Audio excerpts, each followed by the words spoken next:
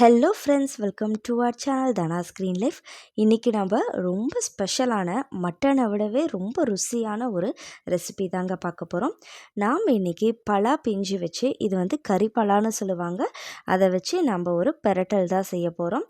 நீங்கள் சுக்கா மாதிரியும் செய்யலாம், குழம்பு வைக்கலாம், இந்த மாதிரி கிரேவி கன்சிஸ்டன்சிக்கும் செய்யலாம். ரொம்பவே டேஸ்ட்டாக இருக்கும். தோல் ஈஸியாக பீலரை வச்சு நம்ம பீல் பண்ணி எடுத்துடலாம். நம்ம பீலர் வச்சு எடுக்கும்போது லைட்டாக பால் வரும். நம்ம கையில் எண்ணெய் தடவிக்கோங்க. அடுத்தது ஒரு பாத்திரத்தில் தண்ணி வச்சு உப்பு மஞ்சத்தூள் சேர்த்து அதில் கட் பண்ணி போடுங்க, இல்லைன்னா சீக்கிரமாக கருத்துரும். கட் பண்ணதுக்கப்புறமா ஒரு குக்கரில் 1 லிட்டர் அளவுக்கு தண்ணி சேர்த்துக்கலாம். அதில் உப்பு மஞ்சத்தூள் ரெண்டும் சேர்த்துக்கலாம். 1/2 ஸ்பூன் அளவுக்கு மஞ்சத்தூள் சேர்த்துக்கோங்க, 2 ஸ்பூன் அளவுக்கு கல்லுப்பு சேர்த்துக்கோங்க. அப்போ தான் அதில் இருக்க துவர்ப்பெல்லாம் எடுக்கும். இப்போ நம்ம கட் பண்ணி வச்சுருக்க பலா பிஞ்சை அதில் சேர்த்துக்கலாம். பாருங்கள், சைஸ் நான் ஓரளவுக்கு பெரிய சைஸை தான் கட் பண்ணி போட்டிருக்கேன்.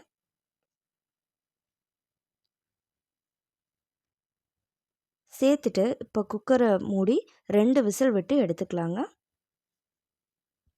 இது ஒரு சைடு குக் ஆகட்டும். இப்போ ஒரு வாணலில் ட்ரை ரோஸ்ட் பண்ண வேண்டிய பொருட்கள்லாம் எடுத்து வச்சுருக்கோம். நம்ம ட்ரை ரோஸ்ட் பண்ணிக்கலாம். 2 ஸ்பூன் அளவுக்கு தனியா, கொத்தமல்லி, வர கொத்தமல்லி எடுத்து நல்லா வறுத்து எடுத்துக்கலாம். கலர் சேஞ்ச் ஆகி நல்லா வாசம் வர அளவுக்கு நம்ம வறுத்துக்கணும். வறுபட்டதும் நம்ம ஒரு பிளேட்டுக்கு மாற்றிக்கலாம். அடுத்தது 1/2 ஸ்பூன் அளவுக்கு மிளகு, 1/2 ஸ்பூன் அளவுக்கு ஜீரகம், 1/2 ஸ்பூன் அளவுக்கு சோம்பு, ஒரு சின்ன துண்டு பட்டை, 3 லவங்கம். இது எல்லாத்தையும் சேர்த்து நல்லா வறுத்துக்கோங்க. நல்லா வறுபட்டதும் இதையும் எடுத்து நம்ம ஒரு பிளேட்டுக்கு மாற்றிக்கலாம். அடுத்ததாக 4 காஞ்ச மிளகா, வரமிளகா 4 எடுத்துக்கோங்க. அதில் 1/2 ஸ்பூன் அளவுக்கு உப்பு சேர்த்துக்கோங்க. உப்பு சேர்த்து வறுக்கும்போது மிளகாயிலேருந்து அதிக காரம் நமக்கு அடிக்காது.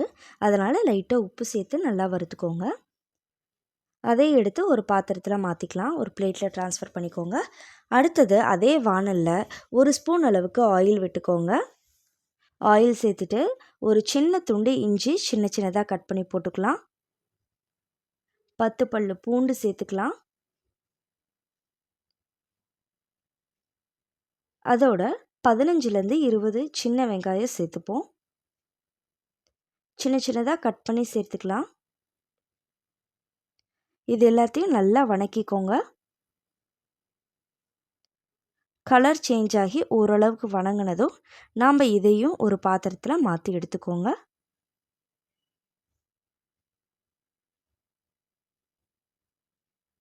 பாருங்கள், ஓரளவுக்கு வணங்கிடுச்சு. கப்பில் மாற்றிடலாம்.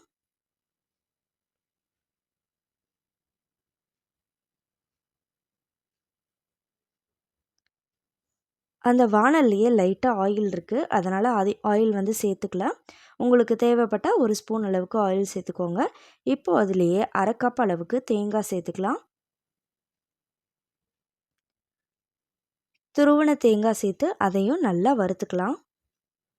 இந்த மசாலா எல்லாத்தையும் நம்ம வறுத்து அரைச்சி சேர்க்கும்போது ரொம்பவே டேஸ்ட்டாக இருக்கும். தேங்காய் நல்லா வறுபடட்டும், அது வரைக்கும் வறுத்துட்டே இருங்க. ஓரளவுக்கு கலர் சேஞ்ச் ஆனதும் 1/2 ஸ்பூன் அளவுக்கு கரம் மசாலா சேர்த்துருக்கேன், அது மட்டும் மிஸ் ஆகிடுச்சுங்க. கரம் மசாலா சேர்த்ததுக்கப்புறம் 1 ஸ்பூன் அளவுக்கு கறி மசாலா சேர்த்துக்கோங்க. 1/4 ஸ்பூன் அளவுக்கு மஞ்சள் தூள். இது எல்லாத்தையும் சேர்த்துட்டு நல்லா மிக்ஸ் பண்ணிக்கோங்க. மசாலாலாம் வறுத்து அரைக்கும்போது ரொம்பவே டேஸ்ட்டாக இருக்கும், கலரும் நல்லாயிருக்கும். பாருங்கள், கலர் சேஞ்ச் ஆகிடுச்சு. இப்போ ஸ்டவ் ஆஃப் பண்ணி ஆற வச்சிடலாம்.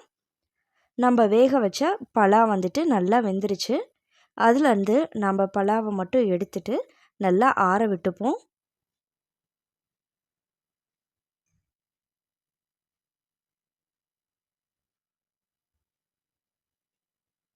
அந்த தண்ணியை நம்ம யூஸ் பண்ண போகிறதில்ல.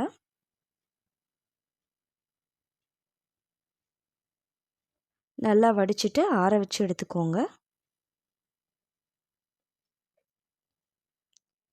ஆறட்டும். இப்போது மிக்ஸி ஜாரில் நாம் வறுத்து வச்ச மசாலா எல்லாத்தையும் இப்போ அரைக்க போகிறோம்.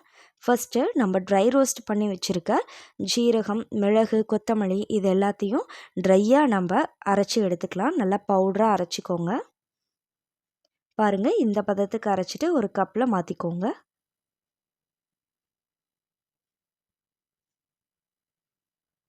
நல்லா வாசனையாக இருக்குங்க அரைக்கும் போதே.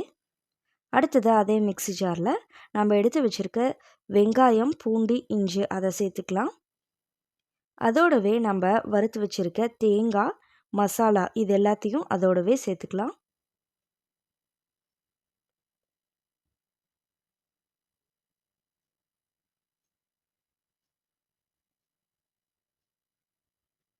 இது எல்லாத்தையும் கொஞ்சமாக தண்ணி சேர்த்து நல்ல ஒரு பேஸ்ட்டாக அரைச்சி எடுத்துக்கோங்க. பாருங்கள், இந்த மாதிரி அரைச்சி எடுத்துக்கோங்க. அடுத்தது நம்ம ஆற வச்சுருந்த பலாவை எடுத்துக்கலாம்.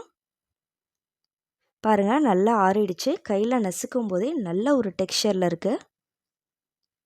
நாம் இதே போலவே எல்லாத்தையும் சின்ன சின்ன துண்டுகளாக கையாலேயே பிட்டு எடுத்துக்கலாம். பாருங்கள், சின்ன சின்ன பீசஸாக போட்டுப்போம். இப்போது எல்லாமே ரெடி ஆகிடுச்சு. இது எல்லாத்தையும் ஒன்று சேர்த்து பெரட்டுறது தான் வேலை. வாங்க இப்போது ஒரு வானல் வச்சுக்கலாம். நீங்கள் மண் பாத்திரமும் வைக்கலாம், இல்லை இரும்பு சட்டி கூட வைக்கலாம். மண் சட்டியில் செய்கிறது எப்போவுமே ஒரு தனி ருசி தாங்க. வாங்க 4லேருந்து 5 ஸ்பூன் அளவுக்கு ஆயில் விட்டுக்கலாம். கடுகு, கருவேப்பிலை சேர்த்து கடுகு நல்லா பொரிஞ்சதும் ஒரே ஒரு பச்சை மிளகாய் சேர்த்துக்கோங்க. 5லேருந்து 10 சின்ன வெங்காயம் சின்ன சின்னதாக கட் பண்ணி சேர்த்துக்கோங்க. இதை நல்லா வணக்கி விடுங்க. வெங்காயம் நல்லா வணங்கட்டும்.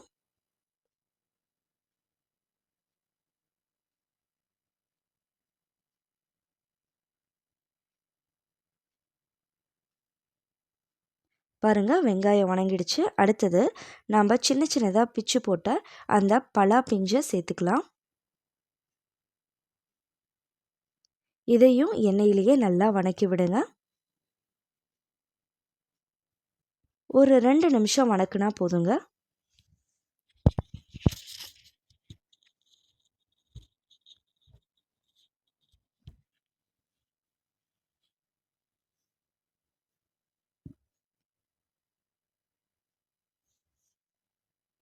ஒரு 2 நிமிஷம் வணங்கினாவே போதுங்க.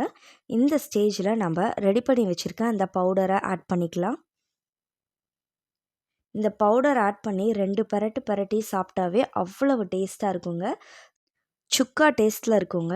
இப்போ நாம் இப்படியேவும் சாப்பிடலாம். இல்லாட்டி நம்ம அரைச்சி வச்சுருக்க அந்த தேங்காய், வெங்காயம் இந்த விழுதெல்லாம் சேர்த்து கொதிக்க வச்சும் நம்ம சாப்பிடலாங்க. பாருங்கள், ஓரளவுக்கு ரெடி ஆகிடுச்சு. ஒரு நிமிஷம் வெந்தாவே போதும். மசாலா போட்டது வாசனை கமகமன்னு சூப்பராக இருக்குது.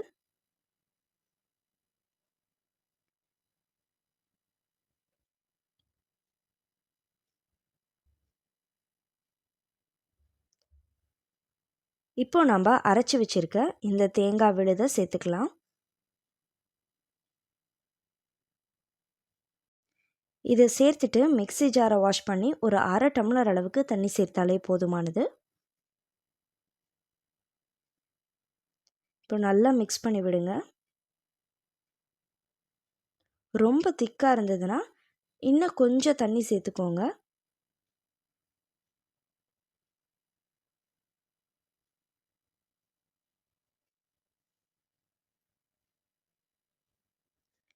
தேங்காய் சேர்த்து ஒரு 2 நிமிஷம் கொதிச்சாவே போதும். அதிக நேரம் கொதிக்கணும்னு இல்லை. தேங்காய் ஆல்ரெடி நல்லா வறுபட்டது, அதனால் நிறைய நேரம் கொதிக்க தேவையில்லை.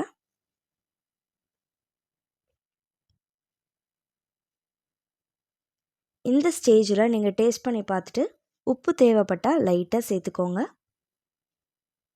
நம்ம ஆல்ரெடி மிளகாய் அரைக்கும்போது உப்பு சேர்த்தோம், வேக வைக்கும்போது உப்பு சேர்த்தோம். அதனால் தேவைப்பட்டால் லைட்டாக உப்பு சேர்த்துக்கோங்க. பாருங்கள், இப்போ ஒரு 1/2 ஸ்பூன் அளவுக்கு உப்பு சேர்த்துக்கிறோம்.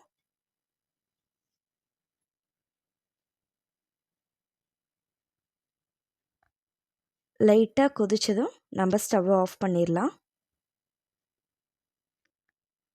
கொத்தமல்லி இலை இருந்ததுன்னா தூவி விட்டுக்கோங்க. கரெக்டான கன்சிஸ்டன்சியில் இருக்குது. அதுலேயும் மண் சட்டியில் வச்சா இன்னமும் திக்காகும். சாதத்தோடு சாப்பிடவும் ரொம்ப டேஸ்ட்டாக இருக்கும். பிரியாணி இதோடு தொட்டுக்கிட்டு சாப்பிடவும் ரொம்பவே நல்லா இருக்குங்க. தயிர் சாதம் இல்லாட்டி வேறு ஏதாவது கலவை சாதம் சாப்பிடும்போது இதை வச்சு சாப்பிடும்போது ரொம்பவே ருசியாக இருக்குங்க. கண்டிப்பாக ட்ரை பண்ணி பாருங்கள். லாஸ்ட்டாக ஃபினிஷிங் டச்சில் ஒரு அரை ஸ்பூன் அளவுக்கு மிளகு தூவிக்கலாம். இப்போ நம்ம ஸ்டவ்வை ஆஃப் பண்ணிடலாங்க. ரொம்பவே ருசியான பலாக்கா பிரட்டல் ரெடி ஆகிடுச்சுங்க. நீங்களும் ட்ரை பண்ணுங்கள். நம்ம சேனலை நீங்கள் இப்போ தான் ஃபர்ஸ்ட் டைம் பார்க்குறீங்க அப்படின்னா மறக்காமல் சப்ஸ்கிரைப் பண்ணிக்கோங்க. தேங்க்யூ ஃபார் வாட்சிங் அவர் வீடியோ. தேங்க்யூ.